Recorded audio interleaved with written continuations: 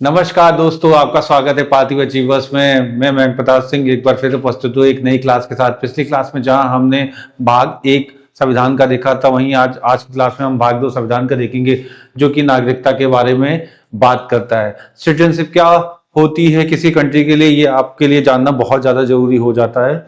जब हम बात करते हैं भारत के कॉन्टेक्स्ट में, तो भारत के कॉन्टेक्स्ट में जो सिटीजनशिप या नागरिकता होती है वो आपके संविधान के भाग 2 में पाई जाती है।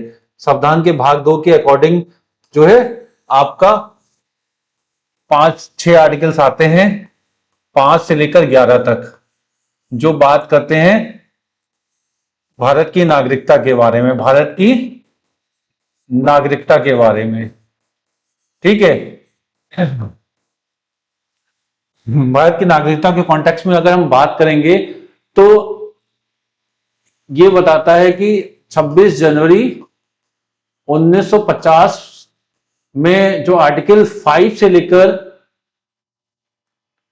5 है, 6 है, 7 है, 8 है, ठीक है, ये सब बताते हैं status of Indian after the independence, जो है उनकी नागरिकता क्या थी। इसके बारे में 5, 6, 7, 8 आर्टिकल्स आपकी बात करते हैं। 9 आर्टिकल जहां पे बात करता है कि सिटीजनशिप जो है किस तरीके से छीनी जा सकती है, और 10वां आर्टिकल ये बात करता है कि किस तरह से नागरिकता बनी रहेगी, और 11वें आर्टिकल में ये बात की गई है कि ऐसे कौन से प्रोविजन हो सकते हैं जिसके द्वारा नागरिकता निर्धारित की जा सकती है। और ये जो नागरिकता निर्धारित की जाएगी, ये किसके थ्रू की जाएगी? पार्लियामेंट के थ्रू की जाएगी। तो चलते हैं और देखते हैं कि ये जो 6-7 आर्टिकल की एक जर्नी है, उसको विस्तृत रूप से किस तरीके से अपनाया गया था। तो अगर हम बात करते हैं,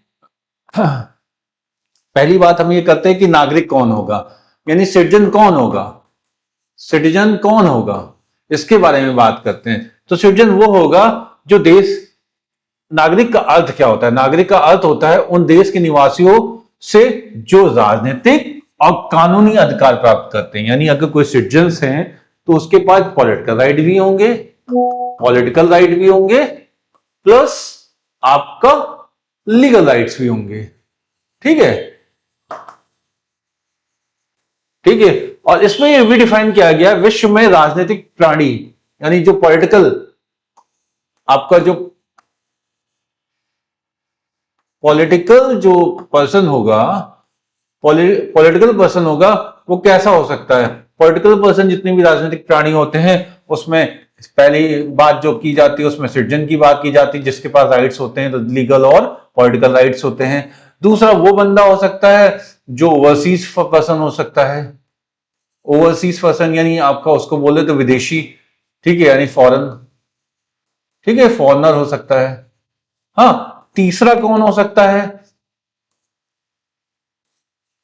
अब तीसरा वो होते हैं जो शरणार्थी होते हैं। शरणार्थी मतलब जिनको असाइलम दिया गया हो, असाइलम सीकर्स हो सकते, या ठीक है। इसके फोर्थ जो होते हैं, उसमें ये फोर्थ होगा। इस फोर्थ में क्या होंगे? जो स्टेटलेस होते हैं।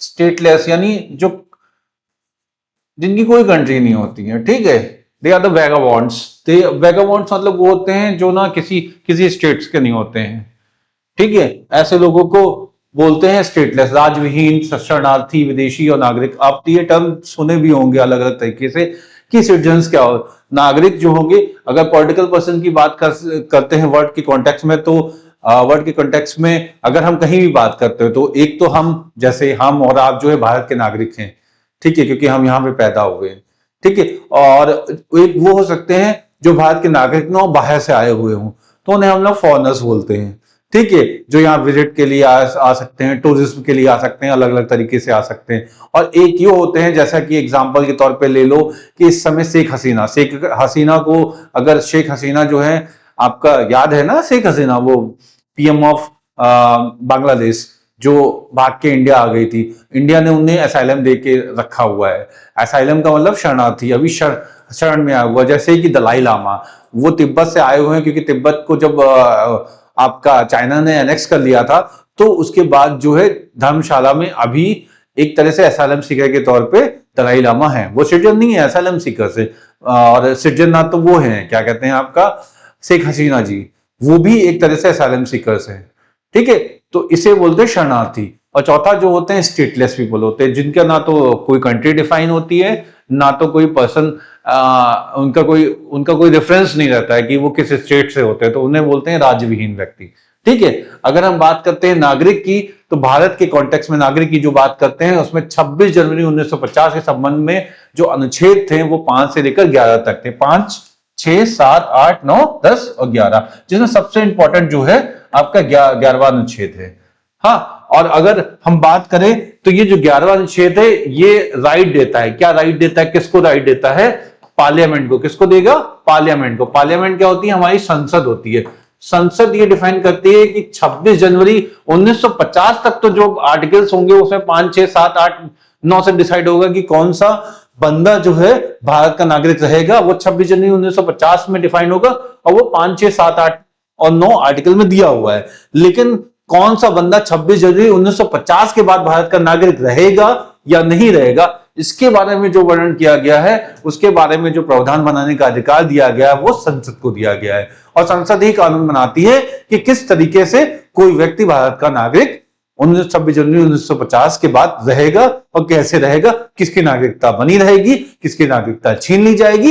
ये सारे प्रोविजन जो हैं आपका 26 जनवरी 1950 के बाद कानून बनाने का अधिकार दिया गया था संसद को, कि वही डिसाइड करेगी कि कौन भारत का नागरिक रहेगा। तो इस क्रम में जो है पहला संविधान संशोधन होता है। और अगर हम बात करें तो वो 1955 का सिटीजनशिप अमेंडमेंट एक्ट आता है। क्या आता है? सिटीजनशिप, ठीक है, अमेंडमेंट एक्ट, अमेंडमेंट एक्ट या नागरिक संशोधन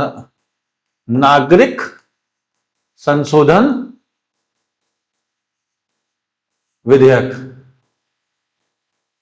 ठीक है, 1955।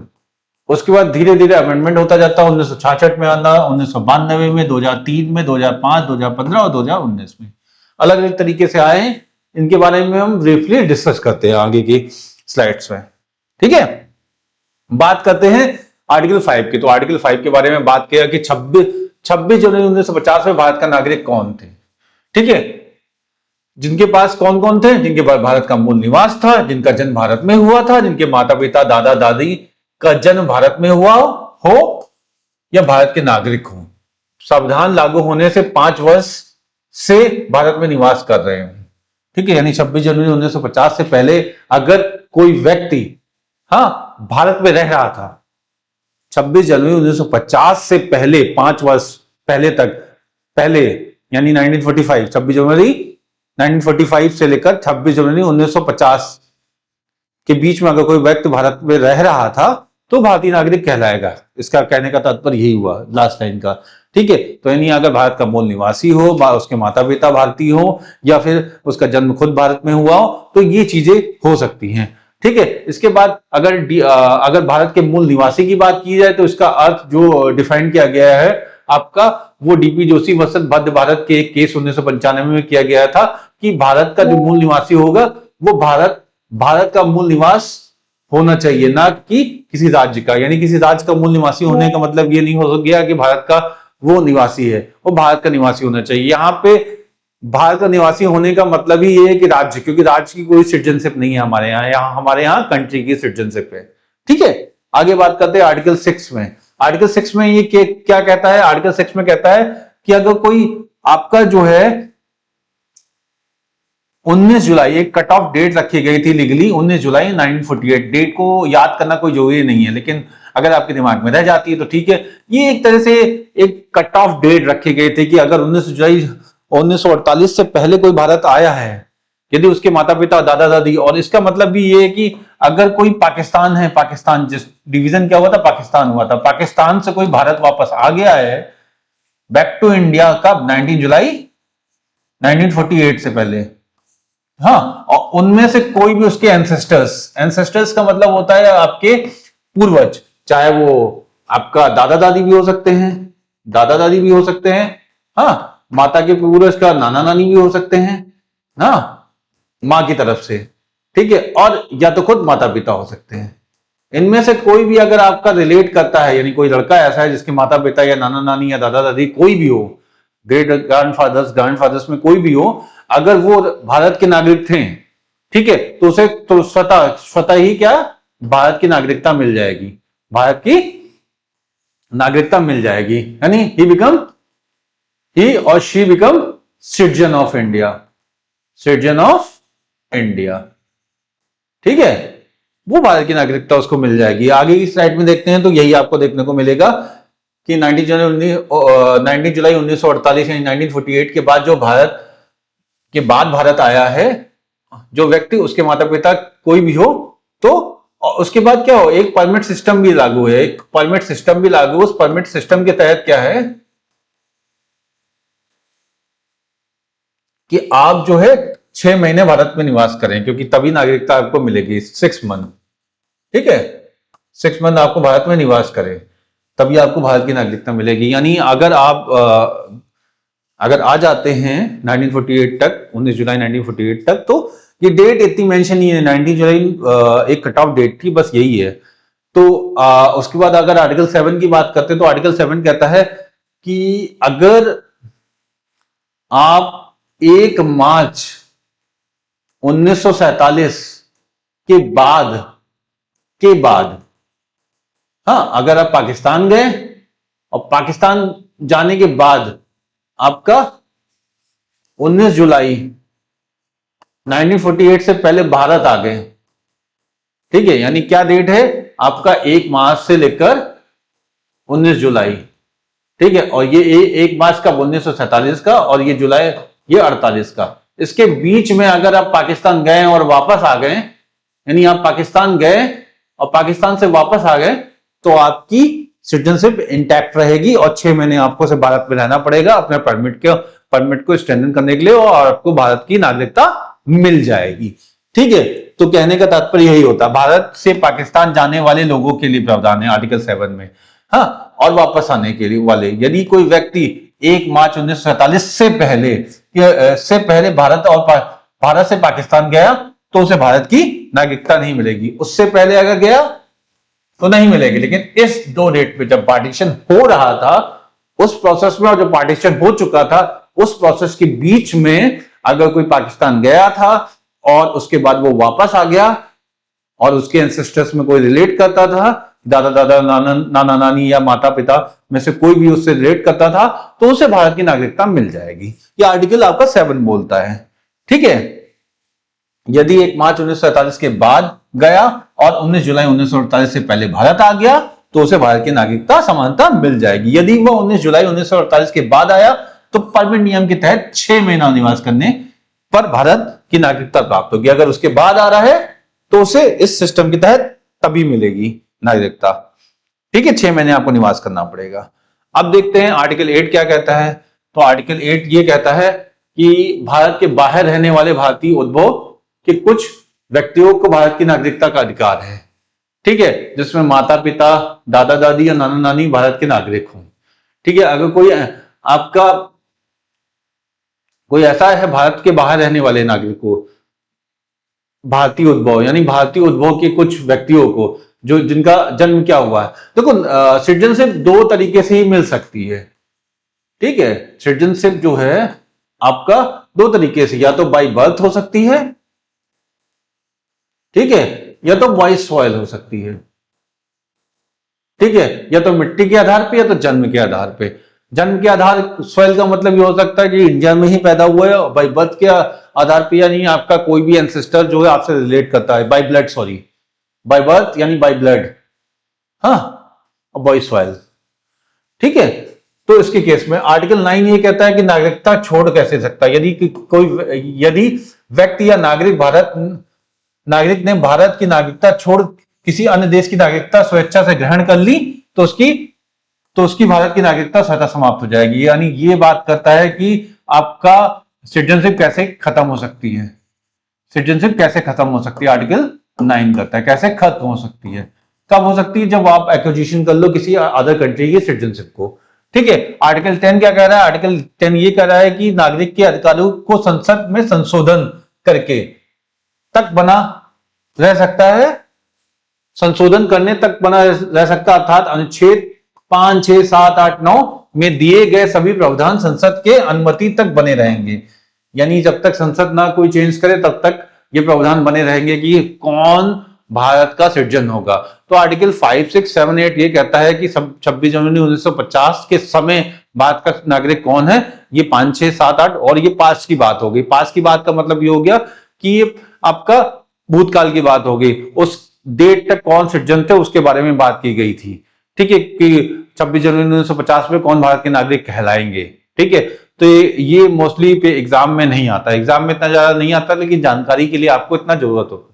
जिसमें अभी आपको 5 ये, जहां 5 ये कहता है कि 26 जनवरी 1950 में कौन रहेगा भारत का नागरिक। 6 ये कहता है कि 19 जुलाई 1948 को कौन भारत का नागरिक रहेगा।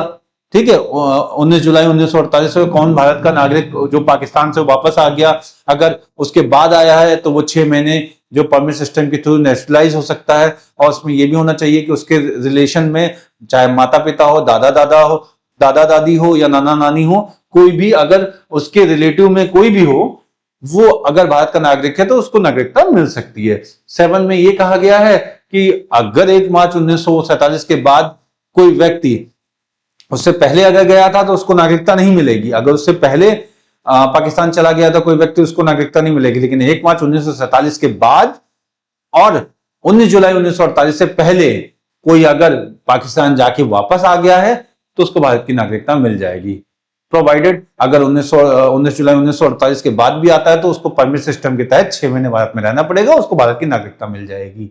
ठीक है, और आर्टिकल 8 ये कहता है कि जो भारत जितने भी अगर फॉरेन ओरिजिन में, मतलब इंडियन ओरिजिन का कोई भी बंदा जो फॉरेन में रह रहा हो, उसको भारत की नागरिकता प्राप्त हो सकती है कुछ सर्टेन कॉन्टेक्स्ट में, कि उसके पूर्वज में कोई ना कोई भारत का रिलेटिव होना चाहिए। ठीक है, उसके बाद 9 ये कहता है कि अगर आप दूसरे देश की सिटीजनशिप ग्रहण कर लेते हैं तो आपकी नागरिकता स्वतः ही समाप्त हो जाएगी, यानी ये टर्मिनेशन ऑफ सिटीजनशिप की बात करता है। Article 9 is termination. ठीक है, 10 ये कहता है कि आप जो है जो 5, 6, 7, 8 में जो भी आर्टिकल्स हैं, अगर उसमें कुछ बदलाव लाना चाहते हैं तो वो बदलाव सिर्फ और सिर्फ कब आ सकता है, जब आप संविधान में संशोधन करेंगे। तो संसद के संशोधन की प्रक्रिया के फलस्वरूप ही आएगा। और आर्टिकल 11 ही सबसे ज्यादा इंपॉर्टेंट है, जो कि राइट देता है संसद को, ठीक है, नागरिकता के संबंध में विधि बनाने का अधिकार। ठीक है, कानून, टू मेक अ लॉ और लेजिस्लेशन सिर्फ भारत की संसद को, किसको है, भारत की संसद को प्राप्त है। अतः राज्य सरकार या विधानमंडल, ठीक है, नागरिकता के संबंध में विधि बनाने का अधिकार नहीं रखती, यानी स्टेट लेजिस्लेचर्स और ये सब रखेंगे नहीं, क्योंकि हमारी नागरिकता राज्य की नागरिकता नहीं है, दोहरी नागरिकता नहीं है। हमारी नागरिकता भारत की नागरिकता है, यानी राष्ट्र की नागरिकता है। ठीक है, हमारे देश की नागरिकता है, तो देश की नागरिकता के बारे में बात होती है यहाँ पे। इसी वजह से राज्य विधानमंडल नागरिकता के संबंध में कोई विधेयक पास नहीं कर सकते, सिर्फ और सिर्फ देश की संसद के पास वो अधिकार है कि वो पास कर सकती है कोई भी लेजिस्लेशन। और इसी को अधिकार दिया गया है कि 26 जनवरी 1950 के बाद जितने भी प्रावधान बनेंगे नागरिकता के संबंध में, तो उसमें सिर्फ और सिर्फ आपका संसद ही कानून बना सकती है, और उसके तहत जो है आपका कानून बने हैं।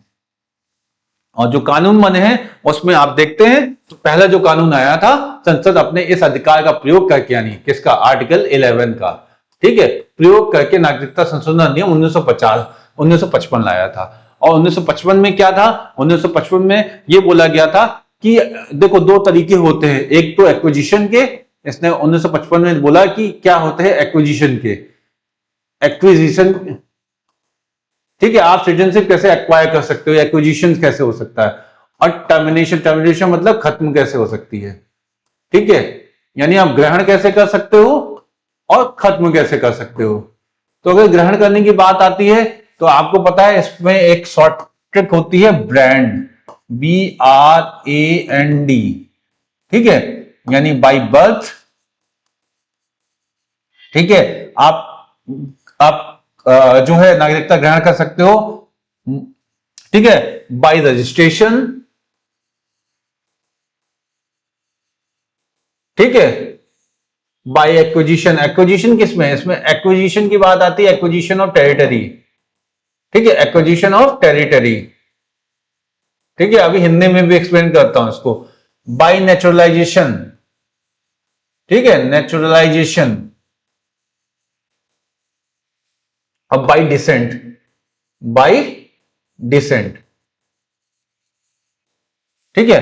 तो कहने का मतलब है बाई बर्थ, अगर ब्रांड की बात करोगे तो बाई बर्थ, बर्थ मतलब जन्म से, बाई डिसेंट मतलब वंश से, वंशावली, डिसेंट मतलब समझो ना, दादा दादी, नाना नानी या माता पिता, एक वंश से जो है उसके थ्रू, कि अगर आपने ये स्टैब्लिश कर दिया कि हाँ मेरे दादा दादी, नाना नानी या माता पिता में से कोई भी भारत का नागरिक था, तो उस संबंध में भी आपको नागरिकता मिल सकती है। उसके बाद एक पंजीकरण होता है, यानी बाई रजिस्ट्रेशन, रजिस्ट्रेशन के थ्रू भी आपको नागरिकता मिल सकती है। ठीक है, रजिस्ट्रेशन के प्रोसेस के थ्रू। ठीक है, उसका देशीकरण यानी नेचुरलाइजेशन, यानी आप बहुत दिनों तक भारत में रह रहे हो तो उसके थ्रू भी आपको नागरिकता मिल सकती है। ठीक है, और किसी भूभाग में भारत में मिलाने पर, यानी अगर एग्जांपल देखो तो सिक्किम मिलाया गया है। ठीक है, सिक्किम मिलाया गया 1975 पे। ठीक है, गोवा है, पोर्चुगीज से लेकर 1961 में पोर्चुगीज को 18 दिसंबर 19 दिसंबर 1961 को हराया गया था पोर्चुगीज को, और 1987 में राज्य बना दिया गया था गोवा को।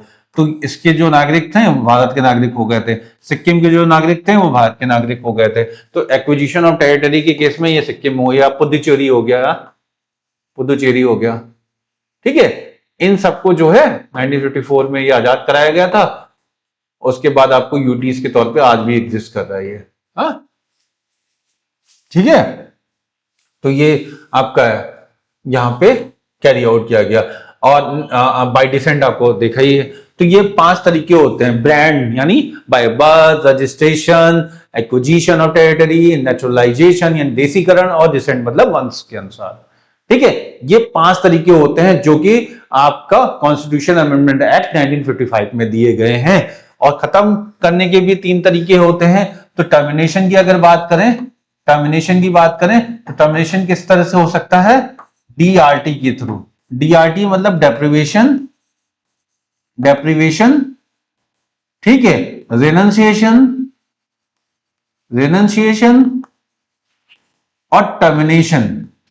ठीक है, टर्मिनेशन, ये 3 टर्म होते हैं। डेप्रिवेशन मतलब वंचित कर देना, यानी अगर आपने कुछ ऐसे कृत्य किए हैं जिसकी वजह से आपका, अगर आपने कुछ ऐसे कृत्य किए हैं जिनकी वजह से आपकी नागरिकता छीन ली जा सकती है, डिप्राइव की जा सकती है। जैसे आपने कोई फ्रॉड किया हो, फ्रॉड के थ्रू आपने नागरिकता ले ली हो, तो वो नागरिकता आपसे छीन ली जाएगी। या आप डिसलॉयल टू कॉन्स्टिट्यूशन, अगर आप संविधान के प्रति जो है आप डिसलॉयल हो, क्योंकि हम अगर संविधान के प्रति डिसलॉयल होगे तब भी आपकी नागरिकता छीन ली जाएगी। या आप एनिमी कंट्रीज का सपोर्ट कर रहे हो या हेल्प कर रहे हो, तो उस केस में भी आपकी डिप्राइव कर दिया जाएगा। रिनंसिएशन मतलब आपने खुद त्याग दिया है। रिनंसिएशन मतलब आपने दूसरे देश की नागरिकता ले रहे हो और इस देश की नागरिकता को छोड़ दे रहे हो। ठीक है, टर्मिनेशन का मतलब ये होता है कि खत्म हो जाना। कब खत्म हो जाएगा, जैसे अगर आपने बात की है तो हमारे यहाँ एकल नागरिकता का प्रावधान है। कैसी नागरिकता, एकल नागरिकता का प्रावधान है। तो उस कारणवश क्या होगा कि अगर आपने दूसरे देश की नागरिकता ग्रहण कर लिए है तो ऑटोमेटिक जो है भारत देश की नागरिकता क्या हो जाएगी, खत्म हो जाएगी पूरी तरीके से। ठीक है ना, तो इस तरह से टर्मिनेट हो जाती है, क्योंकि हमारे यहाँ एकल नागरिकता का प्रावधान है, ना कि डबल सिटीजनशिप। यानी स्टेट की सिटीजन, डबल सिटीजनशिप का मतलब होता है स्टेट की सिटीजनशिप साथ साथ कंट्री की सिटीजनशिप, जो कि नहीं है। या दो कंट्रीज की सिटीजनशिप आप कैरी आउट नहीं कर सकते, डबल पासपोर्ट्स। ठीक है, आपको इंटीमेट करना पड़ेगा। तो इस केस में जो 5 ये दिए हुए हैं, इसको एक्सप्लेन किया गया है कि जन्म से कैसे होगा। तो किसी बच्चे का जन्म भारत में हुआ हो तो उसके जन्म से कैसे होगा, कि अगर किसी बच्चे का जन्म भारत में हुआ हो, ठीक है, और उसके माता पिता में से कोई एक भारतीय हो, कोई भी भारतीय हो, जैसे माँ भी हो सकती है, बाप भी हो सकता है, कोई भी हो सकता है, तो उनमें से एक भारतीय होना चाहिए। लेकिन एक प्रावधान ये भी याद रखो कि इसमें से एक माता पिता में से कोई एक भारतीय हो। 1986 के संविधान में ये बोला गया था कि आपको एक्विजिशन तो मिल जाएगा, यानी आप बाय बर्थ आपको जो है सिटीजनशिप मिल जाएगी, आप दोनों में से कोई भी एक जो है भारतीय होना चाहिए। लेकिन 2003 के एक्ट में यह भी बोला गया था कि किस तरह से आप जो है सिटीजनशिप से डिप्राइव हो सकते हो, कि अगर कोई ऐसा व्यक्ति ना हो कि जो अवैध प्रवासी ना हो, कि ऐसा है कि उसने कोई लीगल रूट्स के थ्रू भारतीय ना बना हो। ठीक है, कि उसने कुछ इधर उधर से जुगाड़ करके जो है आधार कार्ड ये वो बनवा लिया हो और वो रहने लगा हो। नहीं, अगर उसने मैरिज के थ्रू जो है आपका सिटीजनशिप गेन कर ली हो, किसी एक व्यक्ति से शादी कर ली हो, उसके बाद लीगली वो इंडिया में रहने लगा हो, हाँ, कोई पर्सन चाहे वो मदर हो या फादर हो, तो उस केस में आपको बीइंग अ चाइल्ड आपको वो राइट्स मिल सकते हैं मदर के थ्रू या फादर के थ्रू, जो भी सिटीजन ऑफ इंडिया होगा, ठीक है, तो उसके बेसिस पे। लेकिन अगर इसमें से भी दूसरा अवैध प्रवासी ना हो, अगर दूसरा अवैध प्रवासी होता है तो उस केस में आपका ये नागरिकता छीन ली जाएगी, कि बाय बर्थ भी आपकी नागरिकता छीन ली जाएगी, दोनों में से कोई भी एक हो, ठीक है। वंश के आधार पर बात की जाती है तो किसी भी व्यक्ति का जन्म यदि भारत में हुआ और उसके माता पिता भारतीय हों, ठीक है। आगे बात करते हैं तो, और इसके साथ साथ ये भी होना चाहिए कि उसके माता पिता भारतीय हो, लेकिन 1 वर्ष के अंदर ही भारतीय नागरिकता अधिकारी से पंजीकरण भी आवश्यक करा लिया हो। पंजीकरण के बेस में क्या होगा कि पंजीकरण में ये होता है कि 6+1 यानी 7 ईयर का जो है आप निवासी होना चाहिए, और रजिस्ट्रेशन अगर आप 7 साल तक भारत के निवासी हो तो आपको ये नागरिकता मिल सकती है। इसमें अभी एक लूपहोल ये है कि अब ये रजिस्ट्रेशन के थ्रू आपको नागरिकता तो मिल सकती है 7 ईयर में, लेकिन अब ये जो रहने की व्यवस्था है कि इसमें ये भी नहीं होने चाहिए कि आप 7 साल भारत में रह रहे हो और 2 साल जेल में रह रहे हो, ठीक है। कहने का तात्पर्य ये हुआ कि 2 साल से ज्यादा की जेल नहीं होनी चाहिए, कि आप भारत में आए हो, हाँ, कि नागरिकता मिल जाएगी तो आपने अपने कांड शुरू कर दिए भारत में आते ही और जेल चले गए, और जेल चले गए तो जेल में रह रहे हो, ठीक है। तो ऐसा नहीं कि 2 साल से ज्यादा की जेल भी नहीं होनी चाहिए। 7 साल में नागरिकता तो आपको मिल जाएगी, लेकिन 2 साल से ज्यादा जेल भी नहीं होनी चाहिए। अगर ऐसा केस होता है तो आपकी नागरिकता ऑटोमेटिक कैंसिल भी हो सकती है।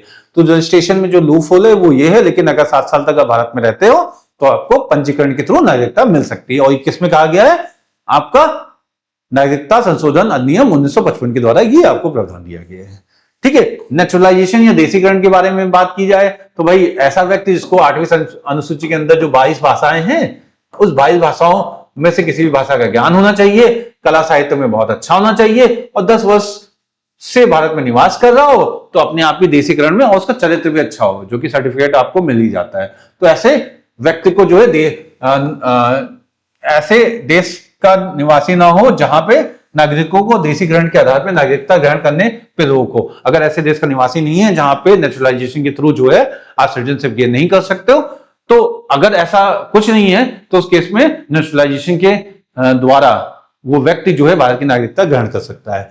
और एनेक्सेशन ऑफ टेरिटरी की बात करें, भूभाग को भारत में मिलाकर बात की गई, तो हमने बताया ना, सिक्किम, गोवा और पौंडीचेरी ऐसे राज्य थे, ऐसी टेरिटरीज थी जो पहले किसी और देश की थी, बाद में इनको जो है भारत ने अपने में मिला लिया, और उसके रहने वाले जितने भी बाशिंदे थे, लोग थे, वो भारत के सिटीजन हो गए।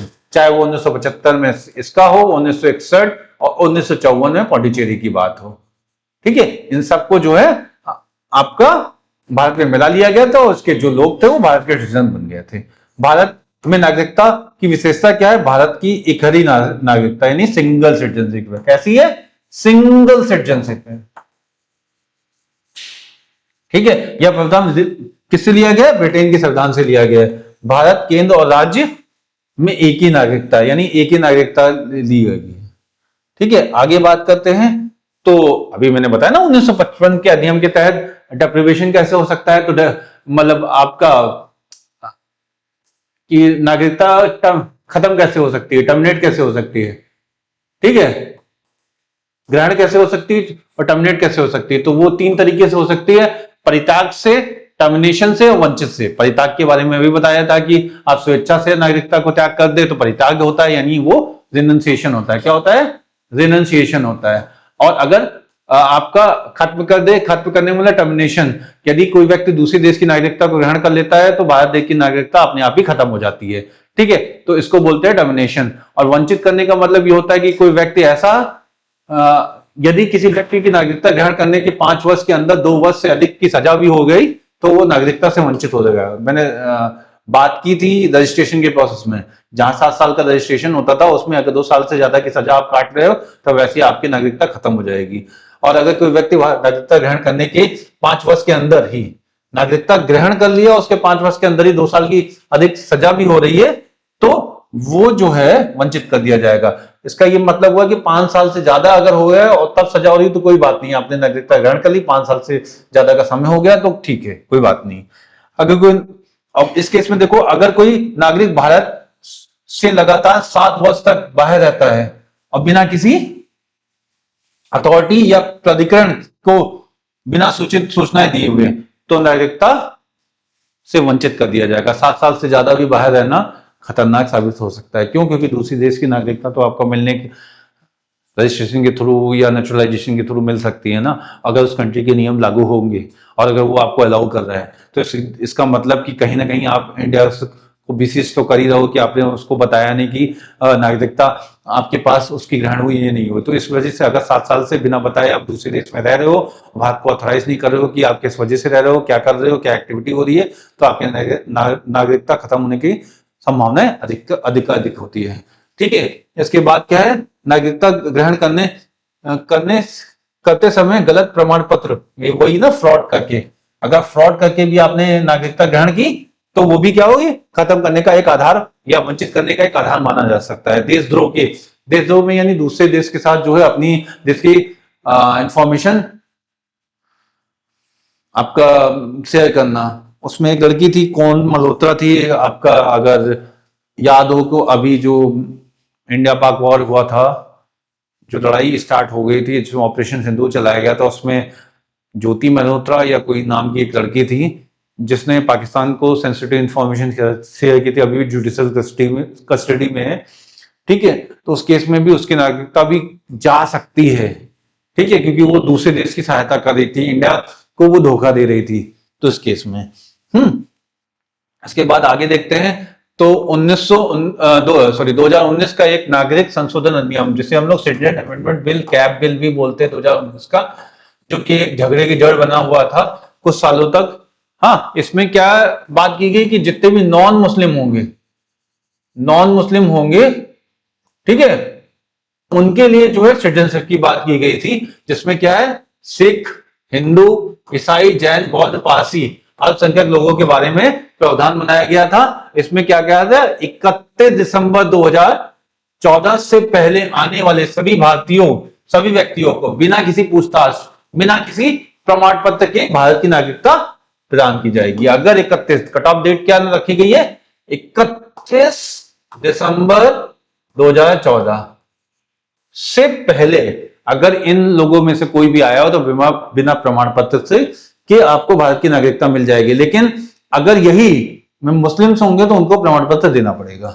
ठीक है। यदि 31 दिसंबर 2014 के बाद उपरोक्त 3 देशों, ठीक है, 3 देशों के उपरोक्त धर्म का व्यक्ति यदि भारत आता है तो उसे 5 वर्ष भारत में निवास करने के बाद भारत की नागरिकता प्रदान कर दी जाएगी।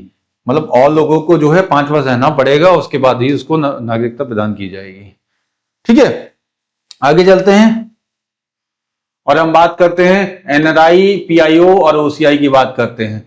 तो ओसीआई का मतलब होता है overseas citizen of India, PIO का मतलब होता है पर्सन ऑफ इंडियन ओरिजिन, और एनआरआई का होता है नॉन रेजिडेंट इंडियंस। अगर बात करें तो नॉन रेजिडेंट इंडियन ऐसे लोग होते हैं जो, अगर हम बात करें तो जैसे मैं हूं, आप हो, कोई भी हो, अगर हम लोग को कोई रोजगार मिल जाता है विदेश में, तो अगर हम रोजगार करने के लिए चले गए और रोजगार करने के लिए ऐसा चले गए कि 182 दिन से ज्यादा, 182 डेज से ज्यादा हम रोजगार कहां कर रहे हैं, बिजनेस के केस में, पढ़ाई के केस में या किसी और केस में, अगर हम चले जाते हैं और 182 दिन से ज्यादा हम विदेश में रहते हैं, तो हमें जो स्टेटस मिलता है वो कैसा स्टेटस मिलता है, नॉन रेजिडेंट इंडियंस का। इस केस में क्या होता है, पासपोर्ट आपका इंडियन ही रहेगा। पासपोर्ट कैसा रहेगा, इंडियन ही रहेगा। ठीक है। सिटीजनशिप आपकी इंडियन ही रहेगी, बस आप क्या है कि 182 दिन से ज्यादा इंडियन रह रहे हो तो एनआरआई कहलाओगे। इस केस में आपको वोटिंग राइट्स मिलते हैं, लेकिन जब वो इलेक्शन हो रहा हो तो आप उस कॉन्स्टिट्यूंसी में होने चाहिए, तभी आपको वोटिंग राइट मिल सकते हैं। ठीक है। इस केस में अगर हम बात करते हैं, पीआईओ की बात करते हैं, तो पीआईओ और ओसीआई को मर्ज कर दिया गया था 2015 में। ठीक है। पहले ये अलग अलग चीजें होती थी, पीआईओ में थोड़ा सा रिस्ट्रिक्शन ज्यादा थे, आपको 6 एंट्री से ज्यादा मिलती नहीं थी, और उसके बाद वीजा, इसमें वीजा जो है लिमिटेड वीजा होता था, इसमें अनलिमिटेड वीजा होता था। ओसीआई में ओवरसीज सिटीजन ऑफ इंडिया और पर्सन ऑफ इंडियन ओरिजिन के केस में इन दोनों को मर्ज करके फिर बना दिया गया, सिर्फ और सिर्फ क्या, भारत ओसीआई बना दिया गया, इन दोनों को मर्ज करके 2015 में। अगर मोदी गए थे कहां पे, मोदी गए थे आपका यूएसए में मेडिसन स्क्वायर गए थे। कहां पे गए थे, मेडिसन स्क्वायर। वहां से इन्होंने प्रोक्लेम किया कि जो ये पीआईओ हैं, जो बहुत ही डिटेलिंग कह रहे थे कि ओसीआई को आप पूरा का पूरा स्टेटस देते हैं और हमको नहीं देते हैं। तो इस केस में उन्होंने दोनों को सेम स्टेटस दे दिया गया था। पीआईओ में ये होता था कि आपको, जैसे ओसीआई में ये होता था कि मल्टीपल एंट्री और मल्टीपल एग्जिट होते थे, वीजा की कोई जरूरत नहीं होती थी और आपको रजिस्ट्रेशन की कोई जरूरत नहीं होती थी कि आपको जो है रजिस्टर कराना। जबकि इस केस में पीआईओ में क्या होता था कि आपका वीजा जो है, वीजा मिलता था, साथ साथ आपको 6 मंथ में ये बताना पड़ता था एफसीएनआर के थ्रू कि आप किस जगह पे हो, आपका रहने का क्या स्टेटस है, ये सारी जानकारी आपको देनी पड़ती थी उस इलाके में, जिस इलाके में आप होगे वहां की कॉमन थाने में। ठीक है, जानकारी आपको देनी पड़ती थी 6 मंथ से। तो ये सारी कॉम्प्लेक्सिटीज जो आती थी वो पीआईओ पर्सन के साथ आती थी। लेकिन बाद में क्या किया गया, दोनों को मर्ज करके ओसीआई बना दिया गया कि आप दोनों लोग आओ, मल्टीपल एंट्री और मल्टीपल एग्जिट का मजा लो। लेकिन एक चीज जो इनको नहीं दी गई है वो वोटिंग राइट नहीं दिया गया है। ठीक है, और दूसरी चीज क्या, इकोनॉमिक एक्टिविटी, इकोनॉमिक एक्टिविटी इनको दी गई है। ठीक है, इकोनॉमिक एक्टिविटी दी गई है, लेकिन आपका कोई बिल्डिंग्स और रेंटेड प्रॉपर्टी बनाने की बात ना का अधिकार नहीं दिया गया है। एजुकेशन के क्षेत्र में इनको पूरे राइट दिए गए हैं, आप आइए पढ़ाई कीजिए, जो भी मस्ती करना कीजिए, घूमे फिरिए, हाँ उसमें कोई दिक्कत नहीं है। अगर किसी व्यक्ति को भारत की नागरिकता समाप्त होती है तो उसके अवयस्क बच्चों की नागरिकता भी समाप्त हो जाती है। यानी कहने का मतलब ये हुआ कि अगर आपकी नागरिकता समाप्त हो रही है तो आपके जो 18 साल के कम बच्चे हैं उनकी भी क्या है, नागरिकता अपने आप ही समाप्त हो जाएगी, वो भी भारत के नागरिक नहीं रहेंगे। और वयस्क होने पे, अगर बाद में वयस्क होने के बाद अगर वो प्रयास करते हैं तो उनको इसके बारे में सोचा जा सकता है। ठीक है, अनुच्छेद, अगर हम बात करें कि भारत के नागरिकों के लिए कौन कौन से अधिकार आपके मौलिक अधिकारों में से हैं, तो अगर हम बात करते हैं तो 15, 16, 19 और 29 और 30 जो है आपके अधिकार भारत के लोगों के लिए प्राप्त हैं। ठीक है, इस केस में अगर हम बात कर रहे हैं तो क्वेश्चंस देख लेते हैं, कुछ क्वेश्चंस भी हैं। नागरिकता अधिनियम 1955 के अंतर्गत निम्नलिखित में से किसके द्वारा कोई व्यक्ति भारत का नागरिक बन सकता है? तो अभी हमने देखा ब्रांड, क्या था, ब्रांड के द्वारा बन सकता है। ठीक है, तो उसमें क्या था, बर्थ, बर्थ मतलब जन्म। ठीक है, रजिस्ट्रेशन, ठीक है, रजिस्ट्रेशन का मतलब पंजीकरण। ठीक है, एक्विजिशन, एक्विजिशन मतलब राज्य क्षेत्र में मिल जाने, ठीक है, से, तो एक्विजिशन हो गया, तो ये भी सही हो गया। हाँ, और नेचुरलाइजेशन यानी देसीकरण से, राष्ट्रीयकरण या देसीकरण के द्वारा। और डिसेंट मतलब उद्भव से, यही उद्भव मतलब डिसेंट, बाय डिसेंट के द्वारा। तो ये पांचों चीजें होंगी, तो इसमें ऑप्शन बी सही होगा। ठीक है, ब्रांड के द्वारा, by birth, by registration, by acquisition, acquisition of what, acquisition of territory. ठीक है, भूमि का अधिग्रहण के, यानी जैसे सिक्किम हो गया, गोवा हो गया, इनके ये क्या है, नेचुरलाइजेशन। नेचुरलाइजेशन का मतलब हो गया कि अब तुमने सारी चीजें अडॉप्ट कर ली, तुम भाषा भी बोलने लगी हो, चरित्र भी तुम्हारा अच्छा है, ठीक है, और तुम सारी एक्टिविटी भी कर रहे हो, 10 साल तक रह ली हो भारत में, तो आपको नेचुरलाइजेशन के थ्रू मिल जाएगा। और बाय डिसेंट मतलब तो दादा दादी, नाना नानी, माता पिता कोई हो तो उसके थ्रू भी मिल जाएगा आपको। ठीक है, भारतीय नागरिकता नहीं प्राप्त की जा सकती, कैसे नहीं, देसीकरण से की जा सकती, अभी देखा, जन्म द्वारा भी की जा सकती, भूभाग को सम्मिलित करने के द्वारा भी की जा सकती, लेकिन किससे नहीं की जा सकती, भारतीय बैंक में धन जमा करके। तो यही गलत है ना, नहीं पूछा गया है। निम्न में से कौन नागरिकता के अर्जन हेतु शर्तों को नियत करता है? तो वही मैंने देखा ना, कौन नियत करेगा, तो ये नागरिकता नियम 1955 किसके, आर्टिकल 11 की बात कर रहा है। तो आर्टिकल 11 की जब बात हो रही है तो आर्टिकल 11 में क्या था, आर्टिकल 11 में था कि संसद के पास ही अधिकार है, ये 26 जनवरी 1950 के जो भी नियम बनेंगे वो सिर्फ संसद के द्वारा ही बनेंगे, और संसद के पास ही अधिकार है कि वो नागरिक के सिटीजनशिप, नागरिकता के संबंध में जो भी अधिनियम पारित करेगा वही करेगा। तो इस केस में क्या होगा, निम्नलिखित में से कौन नियत करता है, राष्ट्रपति नहीं, चुनाव नहीं, संसद और राज्य नहीं, राज्य तो होंगे ही नहीं, तो ये नहीं होगा, तो संसद होगा, डी ऑप्शन। ठीक है, आगे बढ़ते हैं। ठीक है, भारतीय संविधान के निम्न में से कौन से अनुच्छेद भारत में नागरिकता के विषय में है? तो अगर ये बात करें तो ये 5 से 11 होंगे अनुच्छेद, और ये भाग कौन सा होगा? भाग 2 होगा।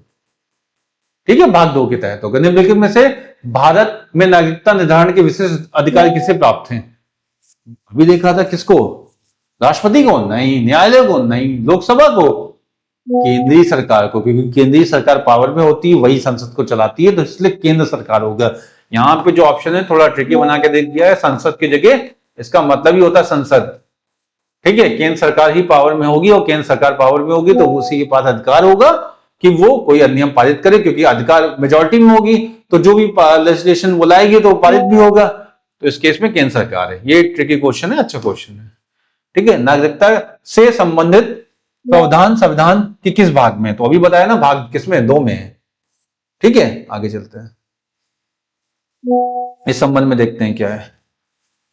नागरिकता अधिनियम 1955 के अंतर्गत पंजीकरण द्वारा भारतीय नागरिकता प्राप्त करने के लिए भारतीय मूल के व्यक्ति को भारत के कितने वर्ष तक बिताने होंगे? तो अभी बताया था ना, 7 वर्ष। ठीक है, एक व्यक्ति अपनी नागरिकता खो देगा, कब खो देगा? सरकार उसकी नागरिकता वापस ले ले, ठीक है, वह नागरिकता को स्वेच्छा से परित्याग कर दे, तो ये ज्यादा अच्छा, ये ऑप्शन होगा, या वह स्वेच्छा से अन्य देश की नागरिकता ले ले। देखो, अगर वो परित्याग करता है, अभी बोला ना DRT, 3 तरह से नागरिकता जा सकती है, नागरिकता जा सकती है। कब कब जा सकती है? एक तो डेप्रिवेशन से, DRT के थ्रू जा सकती है। कैसे? डेप्रिवेशन का मतलब होता है वंचित होकर, ठीक है, या तो फिर रिनंसिएशन का मतलब होता है आपका परित्याग करके, यानी आपने त्याग दिया, और या तो टर्मिनेशन, या तो भारत संसद खुद खत्म कर दे, सरकार खुद खत्म कर दे। ठीक है, आपने कोई ऐसी एक्टिविटी कर दी कि सरकार खत्म कर दे, सरकार उसकी नागरिकता वापस ले ले, ठीक है, खो देगा। इस तरीके से भी जा सकती है और इस तरीके से जा सकती है, तीनों से जा सकती है, यानी इसमें क्या होगा? डी ऑप्शन, उपयुक्त सभी।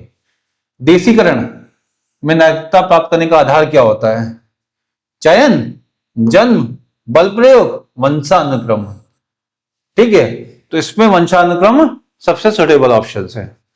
ठीक है, भारतीय संविधान निम्न में से कौन सी नागरिकता प्रदान करता है? तो एकल नागरिकता प्रदान करता है। कैसी? एकल, यानी सिंगल सिटीजनशिप, सिंगल सिटीजनशिप करता है। ठीक है, और इसी के साथ ये क्लास आज यहीं पे समाप्त होती है। आज के क्लास में हमने ये देखा कि भारतीय व्यक्ति किस तरह से नागरिकता ग्रहण कर सकते हैं। 26 जनवरी 1950 के समय में किस तरीके से कौन कौन से व्यक्तियों को नागरिकता प्राप्त थी, उसके लिए आर्टिकल 5, 6, 7, 8 में वर्णन किया गया है। उसमें से कट ऑफ डेट्स भी थी, वो डेट याद करने की कोई ज्यादा जरूरत नहीं है, अगर याद हो जाती तो अच्छा है, अगर नहीं होती है तो कोई बात की बात नहीं है। कोई एग्जाम में पिछले कई सालों से ऐसे कोई भी क्वेश्चंस नहीं आए, लेकिन हाँ, जो क्वेश्चंस आए हैं उसमें ये पूछा गया है कि कितने तरीके से नागरिकता ग्रहण की जा सकती है, जो कि आपका नागरिकता संशोधन अधिनियम 1955 के द्वारा दिया गया है कि किस तरीकों से नागरिकता ग्रहण की जा सकती है और किस तरीकों से नागरिकता से वंचित किया जा सकता है। और यह भी पूछा गया है कि PIO क्या होते हैं, OCI क्या होते हैं और NRI क्या होते हैं, इनके बीच में डिफरेंस क्या होता है। इसके साथ साथ एक और चीज जो सबसे अच्छी बात ये होती है कि जो NRI होते हैं, हाँ, और OCI होते हैं और PIO होते हैं, हाँ, इन सबके अधिकार, इनके इकोनॉमिक राइट्स की जो है, इकोनॉमिक जो है, ये आपका